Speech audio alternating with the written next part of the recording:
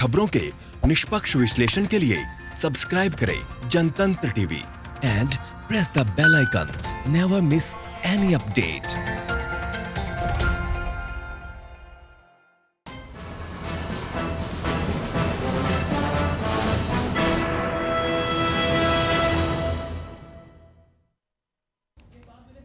नमस्कार, आप देख रहे हैं आज का मुद्दा। मैं हूं आपके साथ दीपाली। उत्तर प्रदेश इन दिनों मानो क्राइम प्रदेश बन चुका है और सिस्टम यहां सड़ गया है। कल तक कानपुर के दुर्दांत अपराधी विकास दुबे कांड में पुलिस की संलिप्तता कटघरे में थी। अब कानपुर ही किडनैप कांड में खाकी के दामन पर कीचड़ उछली है। करीब महीना भर पहले किडनैप हुआ एक युवक जब महीने भर अपने घर वापस लौटा तो वो जिंदा नहीं था बल्कि मुर्दा बनकर, और आरोप यह है कि उसे जिंदा घर लाने के लिए पुलिस ने पीड़ित परिवार की अपहरणकर्ताओं के साथ 30 लाख की डील कराई थी। ऐसे में खाकी की नियत, उसकी संलिप्तता पर सिस्टम सब कटघरे में खड़े हैं। आज का मुद्दा में यही सवाल उठाएंगे कि और एक मां की चित्कार आपको सुनाएंगे, दिखाएंगे एक बेबस बहन के आंसू, पूछेंगे सिस्टम से कड़े सवाल।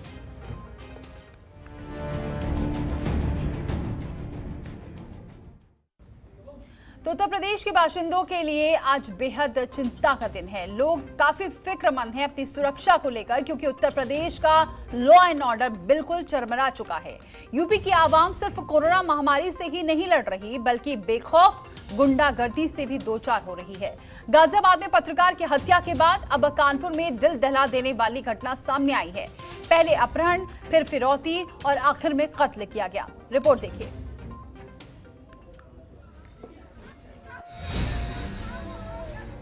मां की आह, बहन की चीख बता रही है कैसे उत्तर प्रदेश पुलिस का सिस्टम सड़ गया है।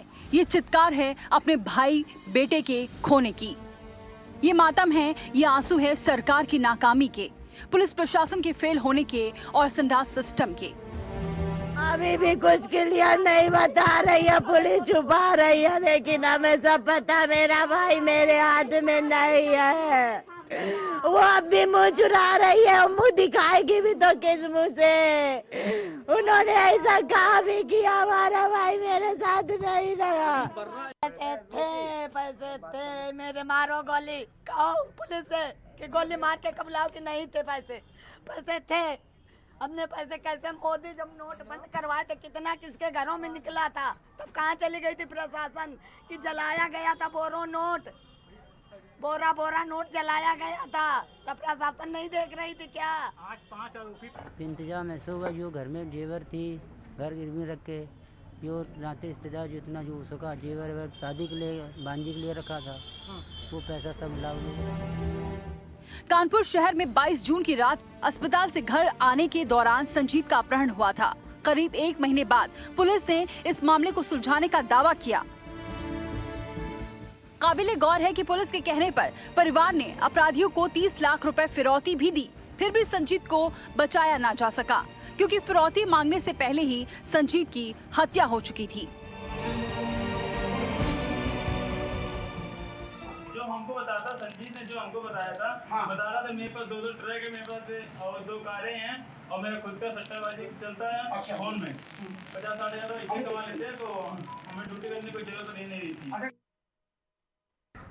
लापरवाही के लिए इंस्पेक्टर रणजीत राय बर्रात को पूर्व में निलंबित किया जा चुका है। इसके अतिरिक्त वहाँ के जो चौकी इंचार्ज हैं उनको भी इस प्रकरण में चौकी इंचार्ज जनता नगर राजेश कुमार जी को भी इस प्रकरण में लापरवाही के लिए निलंबित किया गया। बहरहाल राज्य में बढ़ती आपराधिक घटनाओं के मद्देनजर सियासत एक बार फिर गर्म है। प्रदेश कांग्रेस अध्यक्ष अजय कुमार लल्लू को लखनऊ से निकलने नहीं दिया गया। लल्लू पीड़ित परिवार से मिलना चाहते थे। कानपुर की घटना ने पूरे उत्तर प्रदेश को झकझोर के रख दिया है। पहले संजीत यादव का अपहरण होना, बाद में पुलिस के द्वारा फिरौती का रकम दिलवाना, अब उसकी हत्या हो जाना। उत्तर प्रदेश में कोई सुरक्षित नहीं है। कानपुर की घटना जिसमें पुलिस के सामने 30 लाख रुपए फिरौती के 30 लाख रुपए लेके अपराधी भाग गए और आज कल उसकी लाश भेज दी। इसके मतलब अपराधियों को पुलिस का कोई खौफ नहीं है। मुझे तो लगता है अपराधी और पुलिस की बड़ी सांठगांठ उत्तर प्रदेश के अंदर चल रही है। ब्यूरो रिपोर्ट, जनतंत्र टीवी। उत्तर प्रदेश के बीजेपी विधायक राजेश मिश्रा उर्फ पप्पू भरतौल ने एक चिट्ठी लिख जिले के टॉप कुख्यात पुलिसकर्मियों की लिस्ट यूपी पुलिस से मांगी है। यूपी सरकार की पोल खोलते हुए उन्होंने मांग की कि जिले के सभी थानों में कुख्यात पुलिसकर्मियों की भी सूची बनाई जाए, क्योंकि बदमाशों के साथ साथ पुलिस भी बराबर की जिम्मेदार है। ब्यूरो रिपोर्ट, जनतंत्र टीवी।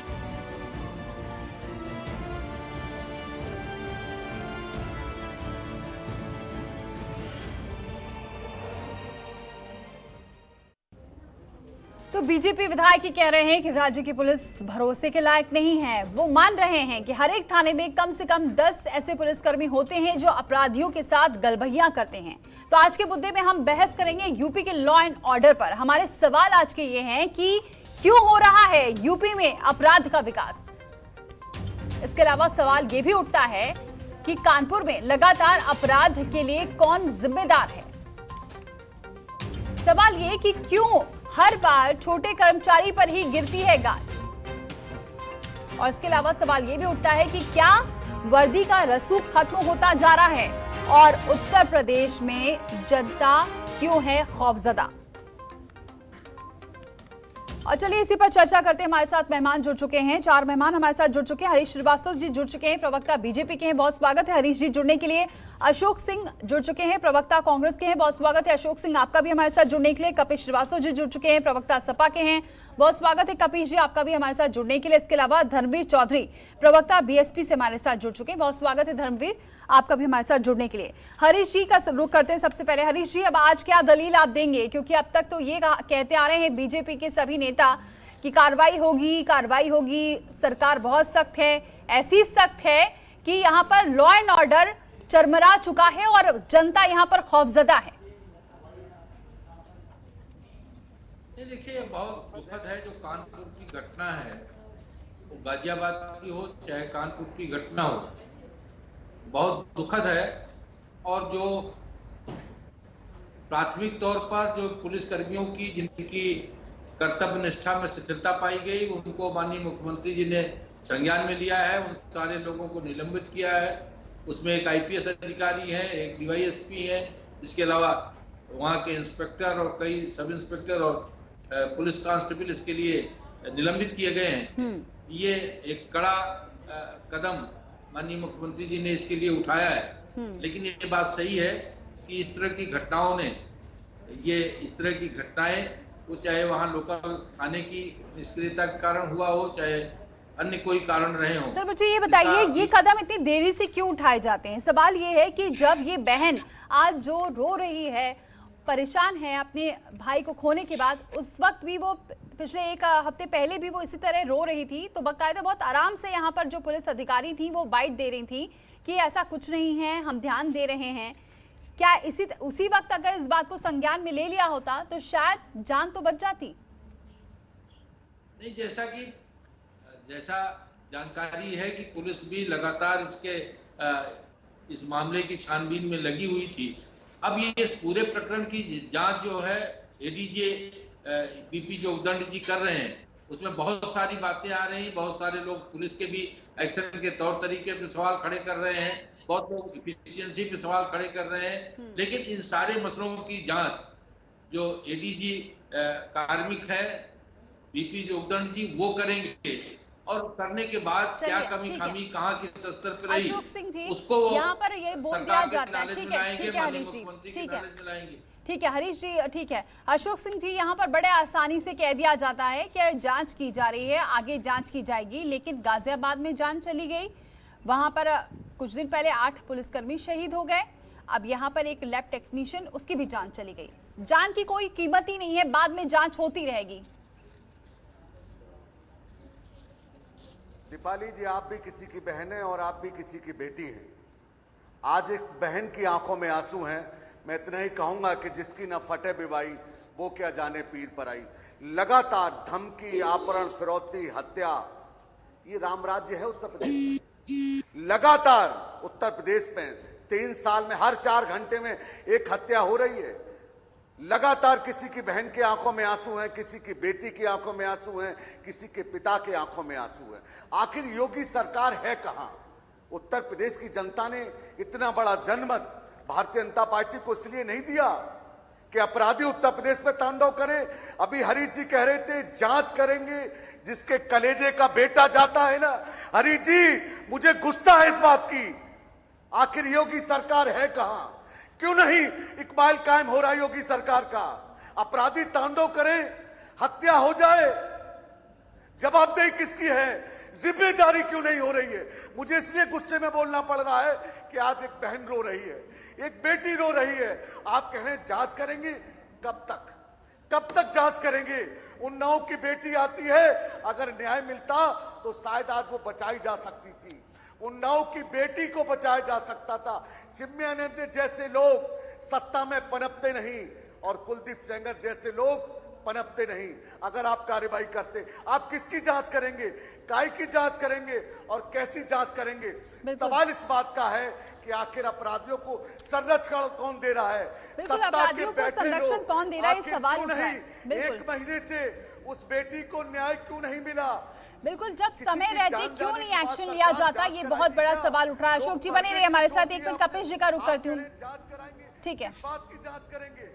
ठीक है कपिश जी, इसका जवाब लेंगे। कपिश जी का रुख करती हूँ। कपिश जी, आज प्रेसिडेंट रूल करके पूरा ट्विटर पर, सोशल मीडिया पर चल रहा है, ट्रेंड कर रहा है और बाकायदा इसमें एसपी भी पीछे नहीं है, उसको हैशटैग करके चला रही है। क्या लगता है ये सोशल मीडिया पर ही आवाज उठाकर अपनी तभी आवाज उठाई जा सकती है? देखिए, मसला ट्विटर पे या सामाजिक सोशल जो भी हमारी साइट्स है उस पर आवाज उठाना इसलिए जरूरी है कि हमारी आवाज कहीं ना कहीं से उठनी चाहिए और आनी चाहिए।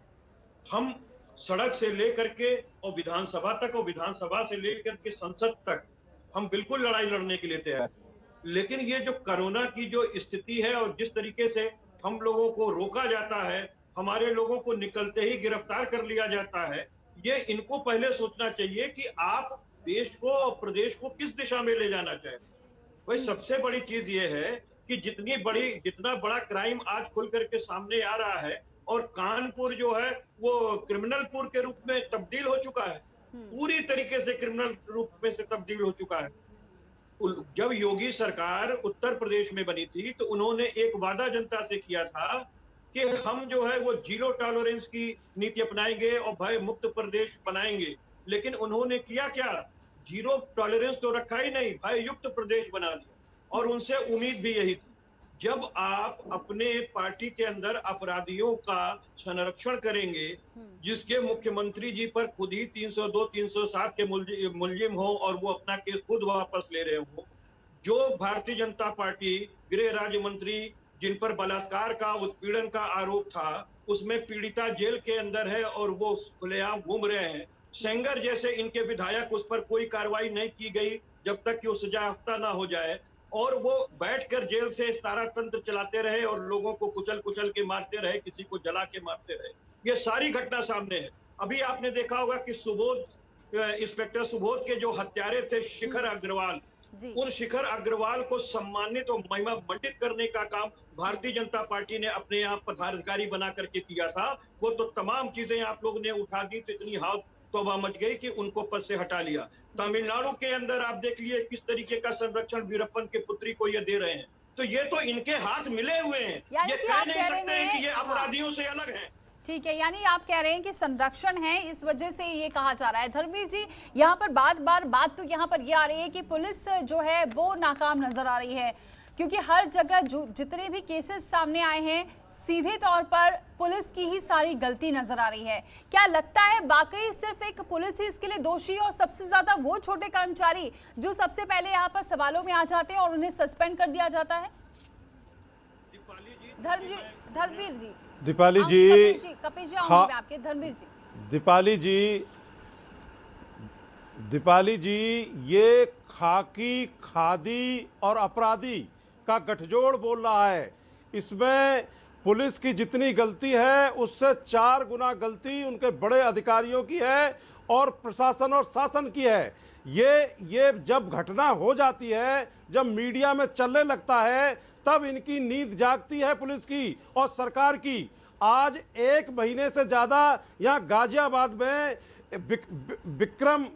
विक्रम त्यागी के अपहरण को हो गया। उनकी कार बरामद हुई, उसमें खून पाया गया और डीएनए में बताया कि ये विक्रम त्यागी का खून है, लेकिन आज तक पुलिस अपराधियों को पकड़ नहीं सकी। आज दुर्दांत अपराधी विकास दुबे का भाई फरार है, उसको पकड़ नहीं सकी। पुलिस का यह काम रह गया है कि वो संजीत यादव जैसे बेकसूरों के परिवार से जो शादी के पैसे थे उनके 30 लाख रुपए पुलिस ने फंसवा दिए। ये पुलिस का काम है। जब वारदात हो जाती है तब पुलिस की और सरकार की नींद जागती है, चाहे वो सोनभद्र का मामला हो, चाहे वो कानपुर का मामला हो। आज प्रदेश में 60 दिनों में 200 से ज्यादा हत्याएं पूरे प्रदेश में हो चुकी हैं और सरकार नाम की चीज पूरे प्रदेश में कहीं नजर नहीं आ रही। ये बीजेपी का डीएनए है। ये अपराधियों को महिमा मंडित करते हैं, ये अपराधियों को संरक्षण देते हैं और जब अपराधी तांडव करता है तो ये काबू नहीं कर पाते हैं उसको। ये चलिए हरीश जी, अब बहुत सवाल आपके साथ इकट्ठा हो चुके हैं, ठीक है हरीश जी, आप इसका जवाब दीजिए क्योंकि आपकी सरकार बिल्कुल फेल हो चुकी है। जी हरीश जी, बहुत सवाल उठ रहे हैं, सिर्फ पुलिस प्रशासन पे ही नहीं, अब सरकार पर भी, क्योंकि अब आप ये नहीं कह सकते कि सरकार बहुत सख्त है और कार्रवाई कर रही है और इससे आप बच नहीं सकते हैं, क्योंकि लगातार यहाँ पर चाहे विपक्ष हो वो प्रेसिडेंट रूल की बात कर रही है, किस तरीके की यहाँ का कानून व्यवस्था, क्योंकि इसका आप दावा ठोक कर सरकार में आए थे और शुरुआत से लेकर आखिरी तक आप यही कहते रहे कि कानून व्यवस्था को हम दुरुस्त करके रहेंगे। कहाँ कमिश्नरी सिस्टम लागू कर दिया गया, लेकिन उसके बावजूद क्या हुआ? आज ये नतीजा है कि अब आप ये नहीं कह सकते कि पुलिस वाले की गलती थी, थाने की गलती थी और कार्रवाई कर रहे। नहीं दीपाली जी, देखिए बिल्कुल हम ओन करते हैं, हम ये वादा करके आए थे कि अपराध पे जीरो टॉलरेंस और अपराध मुक्त उत्तर प्रदेश के लिए माननीय योगी जी ने हमारे नेतृत्व में इस बात के लिए वादा किया था जी। और उस नीति पे लगातार सरकार काम भी कर रही है। अगर आप आंकड़े देखेंगे उत्तर प्रदेश में अपराधियों के खिलाफ कार्रवाई के, तो लगभग 6000 मुठभेड़ें पुलिस के साथ अपराधियों की हुई, जिसमें लगभग 16000 अपराधियों के खिलाफ कार्रवाई बोलूंगी, फिर आप कहेंगे कि 60,000 से ज्यादा आपराधिक मुकदमे उत्तर प्रदेश में महिलाओं के ऊपर दर्ज हैं, महिलाओं के उत्पीड़न के ऊपर दर्ज है। यहाँ पर प्रदेश में पूरे देश के अंदर प्रदेश नंबर 1 चल रहा है, चाहे वो दलितों के मामले हो, चाहे वो महिलाओं के मामले हो, चाहे वो दूसरे कोई मामले हो, सबसे ज्यादा उत्पीड़न अगर हो रहा है जनता का धर्मवीर जी तो क्राइम प्रदेश उत्तर प्रदेश बन चुका है। 1 मिनट जरा उनको पूरा अपना जवाब देने दीजिए, फिर आप लोग सवाल करिएगा। बोलिए हरीश जी।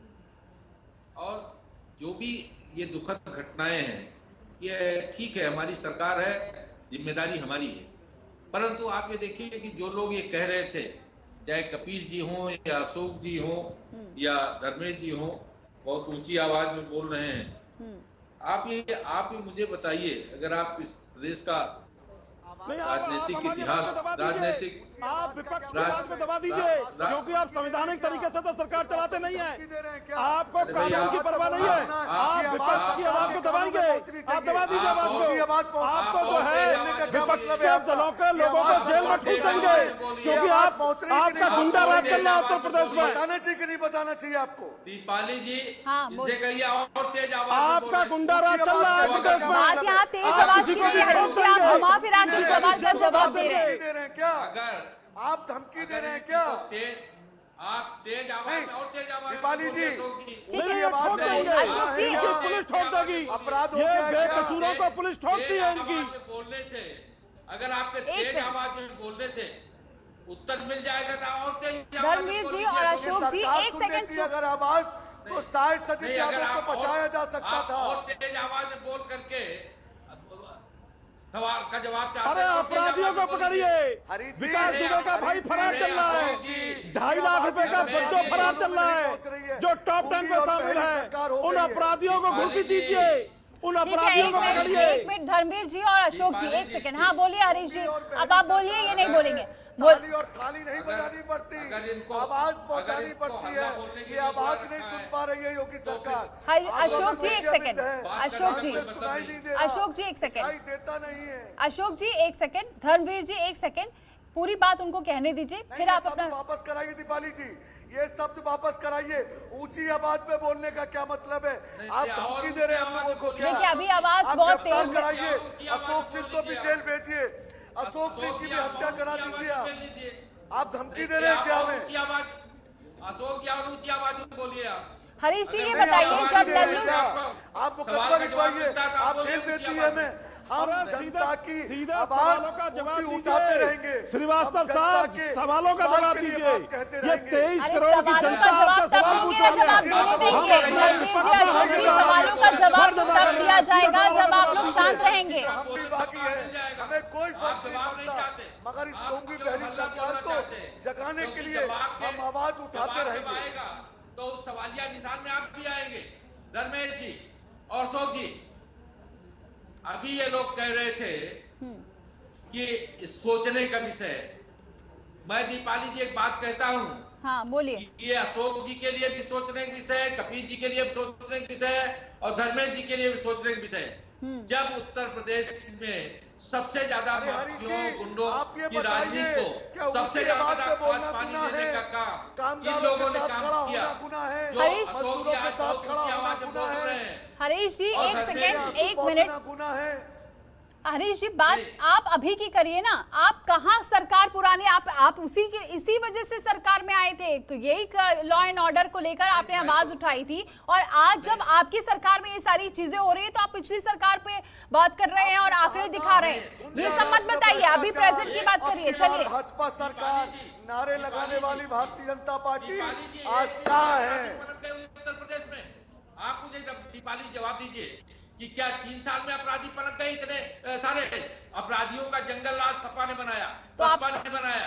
ये इन लोगों ने पाला पोसा बड़ा किया, इनके मंसूबे बढ़ाए, इनके मनोबल बढ़ाए। उसी का नतीजा 2017, 18, 19, 20 के आपको पता लग जाएगा कि क्राइम का ग्राफ किसकी सरकार में बढ़ा है, किसकी सरकार में कम था। आप राम राज्य का नारा देकर के आए थे सरकार में, क्या यही राम राज्य है आपका? आंकड़ों में उलझ रहे हैं।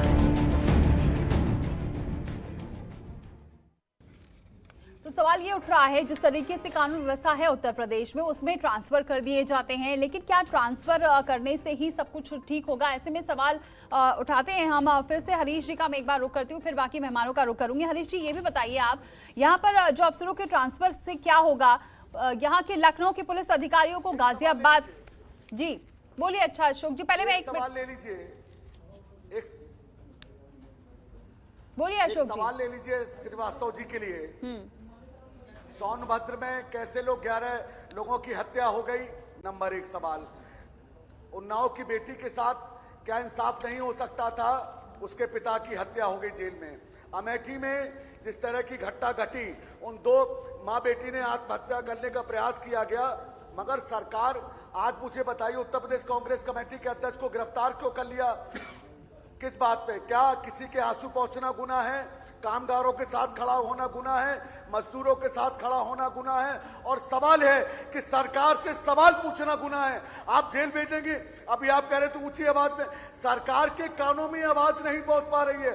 सरकार के कानों में यही आवाज गूंज रही है कि जिम्मेदारी तय नहीं हो रही, लूट हत्याएं हो रही है। आप कह रहे सवाल मत पूछिएगा, सवाल पूछना ही गुनाह है उत्तर प्रदेश में आज। हरीश जी यहाँ पर यही बात है, सवाल पूछना तो गुनाह, ये बोल ही रहे अशोक जी, लेकिन सवाल ये भी उठता है, आप बोलते हैं आपने कार्रवाई कर दी, ट्रांसफर कर दिए जाते हैं जितने अधिकारी, उनको कोई जिम्मेदारी किसी की तय नहीं होती, इधर से उधर ट्रांसफर जरूर कर दिए जाते हैं। पुलिस वालों को ट्रांसफर करना, क्या किसी को न्याय मिलना है? उनके खिलाफ आपराधिक मुकदमा दर्ज होना चाहिए जो ईमानदारी से काम नहीं कर रहे हैं। उनको उत्तर प्रदेश सरकार बर्खास्त करे, उनके खिलाफ मुकदमा लिखे, तब कानून का इकबाल कायम होगा।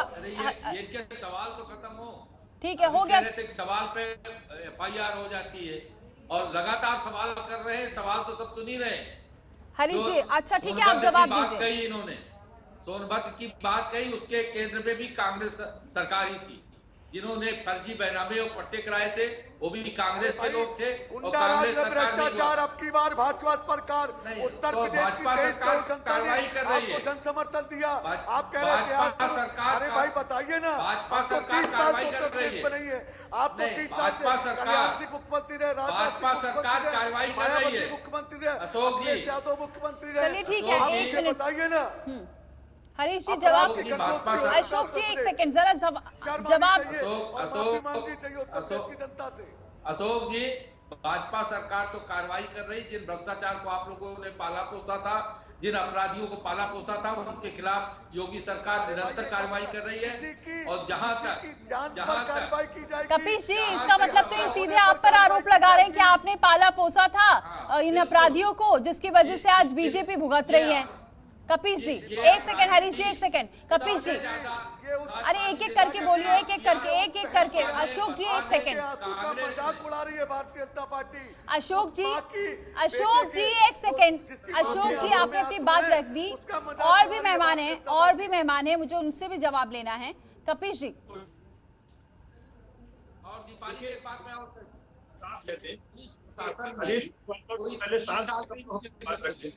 ये पुलिस प्रशासन में जो इस सरकार को शर्मसार होना पड़ रहा है। कहीं न कहीं ये जो पिछले 17 के पहले जो 15 साल सरकारें रही, भ्रष्टाचार की पनपाई उसके नतीजे हैं। योगी सरकार तो उनको भी नहीं बख्शने वाली जिनके खिलाफ ये रिपोर्ट आएंगी, और उनके खिलाफ भी मुकदमे दर्ज कराएगी। केवल सस्पेंशन और ट्रांसफर नहीं, उन अधिकारी और लोगों के खिलाफ मुकदमे दर्ज होंगे जो सारे मामलों में दोषी पाई जाएगी, जिनकी सुशीलता पाई जाएगी, उनके खिलाफ। आखिर सरकार क्या है? चलिए ठीक है, धर्मवीर जी बोलिए। धर्मवीर जी। दीपाली जी, मैं तो बोल ही नहीं पाया। ये लोग आपस में पता नहीं, हमें समझ में नहीं आ रहा है। डिबेट में दोनों तरफ की बातें आनी चाहिए और सुनना चाहिए। हाँ बिल्कुल, कपिश जी लौटूंगी, फिर धर्मवीर जी बोले, फिर आपसे। दीपाली जी, बीजेपी की ये ऐसी सरकार है, इसमें अपराधी जेल के अंदर मारे जाते हैं और पुलिस सड़क पे मारी जाती है। इनके सांसद विधायक को जूतों से पीटते बात करेंगे के अंदर, और विधायक जो है भ्रष्टाचार में लिप्त है। इनके विधायक ने कहा कि प्रदेश में भ्रष्टाचार चरम पर है।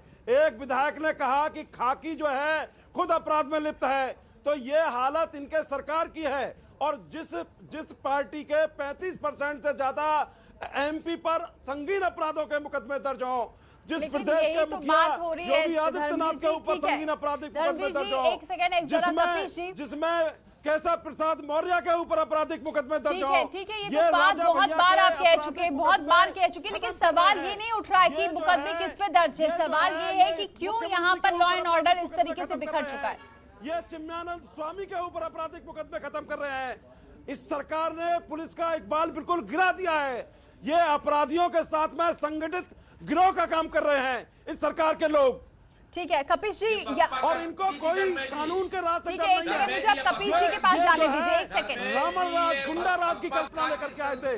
ये महात्मा गांधी के हत्यारे हैं। धर्मवीर जी, अब आपने बात बोली, अब मुझे सभी मेहमानों के पास जाना है। एक सेकंड, जरा आप लोग शांत होइए। एक सफाई में लगी है कपिश जी, क्या वाकई सफाई में लगी है? बीजेपी सफाई में लगी है? अगर सफाई में लगी होती तो आज ये नौबत आती। देखिए दीपाली जी, मैं बहुत सीधी सी आपको एक बात कह रहा हूँ कि जो संजीत यादव का जो कत्ल किया गया है, इसमें कहीं ना कहीं से पुलिस जैसे कि उस दुबे के कांड में शामिल थी, इसमें भी शामिल। और कारण क्या है उसको हम आपको स्पष्ट कर देते हैं। इतना कमजोर केस उत्तर प्रदेश पुलिस ने बनाया है कि हम क्या आपको कहें। विधि की दृष्टि से अगर आप देखिए तो अभी लाश बरामद नहीं है। विधि की दृष्टि से देखिए, जो मुकदमे की संपत्ति होती है, जो रैंसम दिया गया वो बैग बरामद नहीं है, उसमें वो असली नोट बरामद नहीं है। और इनके पुलिस पहले से कहना शुरू करती है कि वो उसमें नकली नोट रखवाए थे। कोई इनके पुलिस और अथॉरिटी कहते हैं कि उसमें कपड़े रखवाए थे, तो कोई कहता ईंटा पत्थर रखवाए थे। ये क्या जांच करेंगे? इतनी डिलेड एफआईआर की गई है। एफआईआर लिखवाने के लिए गए तो उसकी एफआईआर नहीं लिखी गई और वो काफी हफ्तों दौड़ता रहा, उसके बाद ये एफआईआर लिखी गई है। इतना ज्यादा डिलेड एफआईआर को किया गया है। लाश की बरामदगी नहीं है। 302 कैसे शामिल कीजिए, कैसे साबित कीजिएगा? ये तो आपने जानबूझ करके 5 लोगों को गिरफ्तार कर लिया है वो अगर असल कल्प्रिट भी होंगे तो वो जाकर के न्यायालय में मासूम बन जाएंगे और छूट जाएंगे। आपकी पुलिस केवल गुड वर्क करते हुए दिखाई देनी चाहती है और योगी सरकार ये बार बार समझ नहीं पा रही है कि कैसे पुलिस की गुड वर्किंग ली जाती है। आपने तो पुलिस को खुद ही अपराधी बना दिया है। कभी पुलिस वालों को अपराधी ठोक रहे हैं, कहीं अपराधी को पुलिस वाले ठोक रहे हैं। इन्वेस्टिगेशन खत्म हो चुकी है और फर्जी जो है वो एनकाउंटर हो रहे हैं। अच्छी पुलिसिंग लाइए। जो पुलिसिंग की पुरानी परिपाटी चली आ रही थी वो बुरी नहीं थी, उनके इक्विपमेंट्स आपको हायर करने चाहिए थे। समाजवादी पार्टी पे आप आरोप लगाते हैं। एनसीआरबी का आप आंकड़ा उठा करके देख लीजिए, 40% से ज्यादा हत्या, लूट, चलिए कपिल जी, मैं आंकड़ों पे नहीं जाऊंगी क्योंकि अभी आंकड़ों के जाल में फंसेंगे तो अभी वो भी 10 आंकड़े बताएंगे। इसलिए हरीश जी लेकिन आप इसका जवाब दीजिए कि हर जगह से पुलिस की ठीक है हरीश जी, आप जवाब दीजिए यहाँ पर कपिल जी का। जितने भी अपराध हाँ, वो सब 17 के बाद निरंतर घटे। ठीक है हरीश जी, आप जवाब दीजिए। हर तरफ पुलिस की कार्यप्रणाली क्यों सवालों के घेरे में आ रही है? कौन किसकी जवाबदेही यहाँ पर अब तय होगी? और सबसे बड़ी बात, कानपुर, गाजियाबाद, सब बड़े बड़े ऐसे जिले जहां पर ये इतनी बड़ी गलती आ रही है सामने। निश्चित रूप से देखिए, जब कई घटनाएं होगी तो पुलिस प्रशासन का काम कानून व्यवस्था को देखना होता है, तो निश्चित रूप से जब इस तरह की घटनाएं आती हैं तो पुलिस के ऊपर सवाल खड़े होते हैं। पुलिस पे नहीं, सरकार पर भी हो रहे हैं हरीश जी, सिर्फ पुलिस पर नहीं हो रहे हैं, यहाँ सरकार पर इसलिए हो रहे हैं कि सरकार समय रहती क्यों नहीं कार्रवाई की जिम्मेदारी तय कर रही है। किस कप्तान को आपने जेल भेजा? सरकार, मैं तो चुनौती के साथ कह सकता हूँ दीपाली जी को, उत्तर प्रदेश में योगी सरकार में एक भी ऐसी कोई आपराधिक घटनाएं नहीं घटी होंगी जिसके खिलाफ कार्रवाई सुनिश्चित न हुई हो, कड़ी कार्रवाई सुनिश्चित न हो, तात्कालिक कार्रवाई सुनिश्चित न की गई हो। ये बात अवश्य है। सर हरीश जी, मेरा सवाल ये है, जब योगी मुख्यमंत्री इतने सख्त हैं, इतने सख्त होने के बावजूद इतना ढीलापन पुलिस प्रशासन में? निश्चित रूप से ये इसी के कारण सरकार को शर्मसार होना पड़ता है। और जो SIT की जांच की गई, चाहे विकास दुबे वाले मामले में या इसमें BP योगदंड को लगाया गया, वो केवल इसलिए कि वो कारक तो निकल के आवे और उसके बाद सरकार इन विषयों पे सरकार कार्रवाई सुनिश्चित करेगी। यदि कहीं कोई पुलिसकर्मी, कोई पुलिस अधिकारी उसमें दोषी पाया गया तो उसके खिलाफ टिप्पणी की है श्रीवास्तव साहब विकास दुबे के मामले में, और उससे पहले भी माननीय सुप्रीम कोर्ट ने उत्तर प्रदेश के संदर्भ में बताया था कि प्रदेश में जंगल राज चल रहा है। ये माननीय उच्चतम न्यायालय की टिप्पणियां है प्रदेश सरकार को लेकर के। लोगों ने जंगल राज किया, अब तो उनके साथ गलबैया डाल के चुनाव लड़े। धर्मेश जी, बड़ी बड़ी बातें करना आसान है। ठीक है, एक सेकंड अशोक सिंह जी, एक सेकंड। बड़े माफियाओं, नहीं, आप कर रहे बड़ी बड़ी बातें, आप कर रहे प्रवचन दे रहे टीवी पर आकर के, आपसे प्रदेश समझ नहीं रहा है, आपसे प्रदेश समझ नहीं रहा है। अरे इस्तीफा दे दीजिए, चेहरा आईने में देखिए, खाली करिए कुर्सी को, आने दीजिए बहन जी को, फिर बताएंगे कि लॉ एंड ऑर्डर क्या होता है। कैसा आपकी सरकार का चेहरा उत्तर प्रदेश में आदरणीय बहन कुमारी मायावती जी के शासन को पूरे देश ने देखा है। लॉ एंड ऑर्डर के मामले में बहन जी के राज में हमने अपने विधायकों और मंत्रियों को भी नहीं बख्शा, जेल भेजने का काम किया। आपकी तरह हम अपराधियों को पोषित नहीं करते हैं, पालते नहीं है। अच्छा ठीक है धर्मवीर जी, अब एक दूसरे पर आरोप लगाने से कुछ नहीं होगा। यहाँ पर बार बार आपकी शासन में ऐसा था, आप अपराधियों से मिले हुए, ये सब नहीं चलेगा। बात यहाँ पर ये है कि क्यों सही टाइम पे न्याय नहीं मिलता। किसकी सरकार है आज? किसकी सरकार है? एक मिनट चलिए धर्मवीर जी, अब एक मिनट, मुझे अशोक सिंह जी कुछ बोल रहे हैं, एक मिनट। ठीक है, रोज हत्या प्रदेश में हो रही है, छिनाती हो रही है, अपहरण हो रहे हैं, कौन जिम्मेदार है इसके लिए? लेकिन आप चलो एक मिनट अशोक सिंह जी, अब आप बोलिए। धर्मवीर जी एक मिनट शांत रहिए। धर्मवीर जी एक मिनट शांत रहिए। हरीश जी एक सेकेंड, अब अशोक सिंह जी आप पूछिए सवाल अपना। मैं आपकी जिम्मेदारियां थी वो नहीं दूर हो जाएंगी। बड़ा आश्चर्य होता है, हरीश जी बड़े सीनियर प्रवक्ता हैं और लंबे समय से भारतीय जनता पार्टी में काम कर रहे हैं। सवाल इस बात का है, माफी मांग लो, क्या दिक्कत है आपको? और भारतीय जनता पार्टी को डुबाने का काम कर रहे हैं ये अशोक जी, भारतीय जनता पार्टी को डुबाने का काम कर रहे हैं। भ्रष्टाचार बहुत सीनियर प्रवक्ता है ये, ऐसे ही डुबाएंगे ये, और खुद चुन्नू धर्मवीर भाई बोल लीजिए, धर्मवीर भाई बोलने दीजिए। धर्मवीर भाई धर्मवीर भाई सुन लीजिए धर्मवीर भाई सुन लीजिए, आप सम्मानित नेता हैं। सवाल इस बात का है कि आपने कहा गुंडा राज, भ्रष्टाचार, अब की बार भाजपा सरकार। उत्तर प्रदेश की 22 करोड़ जनता ने आपको इतना बड़ा जनमत, योगी सरकार मुख्यमंत्री बनी, योगी सरकार के नेतृत्व में सरकार बनी, आपने कहा सड़क से अपराधी या तो उत्तर प्रदेश छोड़ देंगे या जेलों में होंगे। अरे भाई, जेल में हत्या कैसे हो गई?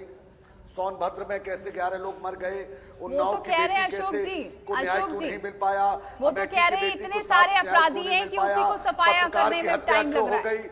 आखिर सरकार नहीं, मुझे दीपाली जी बड़ा सवाल है, बहुत गंभीरता से पूछ रहा हूँ, जिम्मेदार कार्यकर्ता होने के सारे अपराधियों का सफाया कर दिया, अब प्रदेश में कोई अपराधी नहीं है, तो फिर ये अपराधी कहाँ से आ गए? क्या 3.5 साल में बच्चे मर जाए, अपराधियों के सफाई की बात कर रहे थे। सरकार कहती है बच्चों को हमारे भरोसे, गोरखपुर की घटना याद होगी, ऑक्सीजन की वजह से बच्चों की डेथ हो गई। सरकार कह रही है कि सरकार बच्चों के सरकार के भरोसे बच्चे न छोड़े जाएं।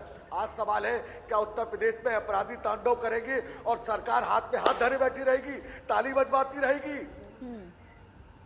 चलिए हरीश जी से का जवाब, जिम्मेदारी तय कर दीजिए भाई। बिल्कुल, जिम्मेदारी कब तय होगी? जिम्मेदारी छोटा है, मेरा अपराध छोटा है। अरे भाई, सरकार में आप हो, जिम्मेदारी आपकी है, जवाबदेही आपकी है, क्यों नहीं जिम्मेदारी और जवाबदेही तय हो रही है? बिल्कुल, जब जान चली जाती है तब यहाँ पर कार्रवाई की जाती है, और कार्रवाई भी ऐसी की जाती है कि सस्पेंड कर दिया जाता है। इससे ज्यादा कार्रवाई दिखती नहीं, ज्यादा यहाँ पर एक SIT का गठन हो जाता है, कोई अपराध नहीं बनता है। ठीक है, इस पर जवाब लेंगे हरीश जी से। सभी मेहमान बने हुए पद पे बिठा दिया जाता है। ठीक है अशोक जी, बने रहिए हमारे साथ, सभी मेहमान बने हुए। एक और छोटा सा ब्रेक, फौरन लौटते हैं।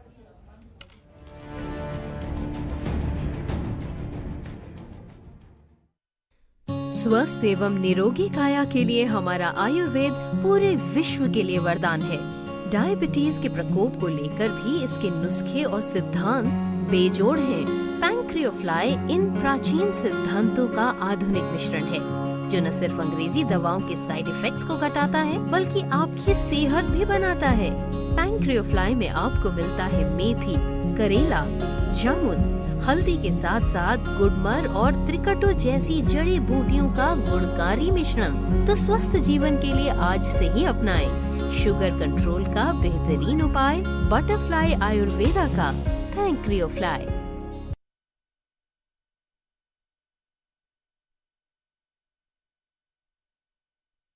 बुलंद बुनियाद, मजबूती की पहचान, आपके मकान को दे घर का नाम। मैपल लीफ सीमेंट, आज का निर्माण, भविष्य की जान। त्रिफला, हल्दी और गिलोय जैसी जड़ी बूटियों से बना बटरफ्लाई आयुर्वेदा का आई इम्यून कैप्सूल इन्फेक्शन से लड़ने में मदद करे और प्लेटलेट काउंट भी बढ़ाए। इम्यूनिटी यानी आई इम्यून। सब कुछ आजमाया और तब मैंने माना कि सिर्फ सच्ची सहेली ही है महिलाओं के उन मुश्किल दिनों की हर समस्या, जैसे कठिन दर्द, अनियमितता, खून की कमी, थकान व कमजोरी जैसी सभी प्रॉब्लम्स के लिए नंबर 1 औषधि एवं टॉनिक।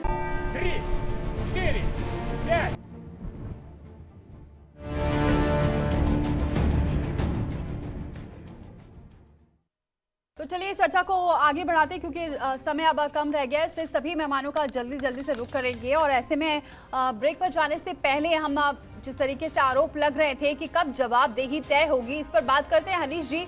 हरीश जी, सवाल यही उठ रहा है कि बार बार यहाँ पर कार्रवाई की जा रही है, ट्रांसफर कर दिए जाते हैं, और ट्रांसफर के बाद ये भी पता चलता है कि बहुत ज्यादा कोई सख्त कार्रवाई नहीं हुई है, और बल्कि दूसरी जगह अटैच कर दिया गया है या फिर ट्रांसफर कर दिया गया है। क्यों ऐसा हो रहा है? क्या ऐसा आपको नहीं लगता कि इसके वजह से जो मनोबल है गिरने के बजाय गिर भी रहा है और बढ़ता भी जा रहा है, क्योंकि पता है कि कुछ होना है नहीं? दीपाली जी, योगी सरकार इस तरह की शिथिलता को बिल्कुल बर्दाश्त करेगी नहीं, और उन लोगों के भी खिलाफ मुकदमे दर्ज होंगे जो जिनमें शिथिलता पाई गई, जो केवल सस्पेंशन से केवल सरकार केवल सस्पेंशन नहीं करेगी, बल्कि जो जिम्मेदार होंगे उनके खिलाफ मुकदमे भी लिखाएगी, ताकि उनको इस बात का एहसास हो सके। ये भी योगी सरकार कड़ाई से इस पे आईपीएस समेत 11 पुलिस वाले अगर सस्पेंड होते हैं, सिर्फ सस्पेंशन की कार्रवाई होती है, क्या सिर्फ एक जान की कीमत सस्पेंशन है? देखिए दीपाली जी, मैं आपको एक सवाल आपसे कर रहा हूँ जी। यदि तुरंत इन लोगों के ऊपर मुकदमे दर्ज हो गए होते तो संभवतः आप ही चैनल उठाता कि इस तरह से बिना जांच पड़ताल के योगी सरकार ने तानाशाही कर दिया, मुकदमे दर्ज करा दिए। जब विकास दुबे जैसे दुर्दांत अपराधी के इनकाउंटर पे, पुलिस इनकाउंटर पे को ढा दिया जांच का यही लोग जो सवाल कर रहे हैं, मिटा दिया आपने। कांग्रेस पार्टी उसको जांच के खांचे में देखने लगी, अपराधी को जांच के खांचे में देखने लगे, बसपा उसको जांच के खांचे में देखने लगी। इनको जो 10 ब्राह्मण की हत्या कर दी थी वो नहीं दिखाई पड़ा। वो अपराधी आपसे सरकार चलाना नहीं आ रहा, इसका मतलब आप लॉ एंड ऑर्डर को कंट्रोल नहीं कर सकते। तो ये जो सवाल दलीलों से श्रीवास्तव साहब ऐसा लग रहा है कि आप फेल हो चुके हैं, लॉ एंड ऑर्डर के मामले में फेल हो चुके हैं। सुनिश्चित करेगी और जो विधिक जो कानूनी धाराएं होंगी उसमें उनके खिलाफ मुकदमा दर्ज होगा। अगर इतना ही सख्त होती है, मेरा सवाल बार बार यही उठ रहा है कपिश जी, अगर वाकई क्या लग रहा है कि सरकार शुरुआत से लेकर अभी तक सख्ती वैसे ही बरत रही है? क्योंकि शुरुआत में जब सरकार आई थी तो देखा था ऑपरेशन मजनू चलाया गया था, अभी जो गाजियाबाद का मामला आया उसमें बेटियों की सुरक्षा का ही सवाल उठा, बाकी जो केसेस आते गए वो भी यही आते गए, कहीं पर अपहरण हो रहा है। तो आपकी सरकार इसी वजह से गई थी, यही कहकर कि यहाँ लॉ एंड ऑर्डर खराब हो चुका है, और इनके वादों का क्या फिर माना जाए? अभी हरीश जी आऊंगी मैं आपके पास, एक में कपिश जी। जब से योगी जी की सरकार बनी है पूरी कानून व्यवस्था ध्वस्त, जबकि वो यही आरोप लगा करके हम लोगों की सरकार में लगाते थे और अपना जो है जनता के सामने बताते थे कि हम आएंगे तो जीरो टॉलरेंस होगा और भयमुक्त। नहीं सुन रहा है सरकार की? सरकार, पुलिस और प्रशासन ऐसा नहीं है, सब मिले हुए हैं, एक दूसरे की मिली भगत है, ऐसा नहीं है। जब आप जो है बेसिक पुलिसिंग को बढ़ावा नहीं देंगे, आप पुलिस को खुद ही क्राइम में ढकेल दीजिएगा तो यही सब सारी चीजें सामने आएंगी। आप देखिए, अगर आपको वास्तव में काम करना था तो आप जो है जैसे लैला मजनू का इन्होंने एक रैकेट बना लिया था ना पुलिस वालों का, वो सब कहाँ चले गए? और 1090 जो हमारी समाजवादी सरकार ने दिया था इनको रिस्पॉन्स सिस्टम, अगर किसी हमारी पीड़िता बहनों के साथ अगर कोई कार्रवाई होती थी तो तुरंत ही उसके ऊपर पुलिस कार्रवाई कर। जी लगता है संपर्क कट गया है। अशोक सिंह जी, यहाँ पर अब आप लोगों को भी ट्विटर पे तुरंत यहाँ पर एक्टिव हो जाते हैं, सोशल मीडिया पर इतनी ज्यादा इस वक्त कांग्रेस भी एक्टिव नजर आ रही है। शुरुआत से इस मुद्दे को उठाया होता तो शायद और विपक्ष भी एक तरफ से एकजुटता के साथ दिखाई देता, लेकिन सिर्फ एक घटना घटती नहीं है कि तुरंत ट्वीट आ जाता है। दीपाली जी देखिए, सोशल मीडिया का सारी चीजों को, चूंकि सरकार तो सुन नहीं रही है, आम जनता भयभीत है, सड़क से लेकर जेल तक आम आदमी सुरक्षित नहीं है। सवाल है कि आज भी हमारे प्रदेश अध्यक्ष को इस आरोप में जेल में बिठा रखा, अभी तक छोड़ा नहीं गया है, चूंकि वो कानपुर जाना चाहते थे, जिस बहन के आंखों में आंसू, उनके आंसुओं को पहुंचना चाहते थे। तो ये अपराध है, विपक्ष की आवाज सरकार दबाना चाहती है। लगातार हम तो जन आंदोलन के माध्यम से, ट्वीट के माध्यम से, जो भी प्लेटफॉर्म है, हम जनहित में आवाज उठा रहे हैं। हम डरने वाले नहीं हैं, हम लाख के मुकदमे लगाएं, हमें जेल भेजें, मगर सवाल इस बात का है योगी जी, आप क्यों उत्तर प्रदेश की जनता को आप ठगने का काम कर रहे हैं? अपराधियों के हवाले कर दिया है उत्तर प्रदेश। अपराधी, ये पहला ऐसा राज्य बन गया है जहां शाम को महिलाएं घर से निकलने में डरती हैं। पता नहीं कौन सा अपराधी कब कोई कांड कर दे, कौन सा अपराधी कब कोई हत्या कर दे। आखिर जवाबदेही क्यों नहीं है योगी जी? आप तो ताली और थाली में, एक तो कोरोना से आदमी मरा जा रहा है, ऊपर से अपराधी गोली मार रहा है, तो उत्तर प्रदेश में सरकार कहां है? धर्मेश जी, आप भी जल्दी से पूछे सवाल, उसके बाद मैं हरीश जी से जवाब लूंगी। दीपाली जी, नोएडा में वैभव कृष्ण एसएसपी थे, उन्होंने जो कहा कि थाने और जिले कैसे बेचे जा रहे हैं और उनको इस सरकार ने उल्टा पनिशमेंट दे करके हटा दिया था, तो इनको अच्छी पुलिस लानी पड़ेगी।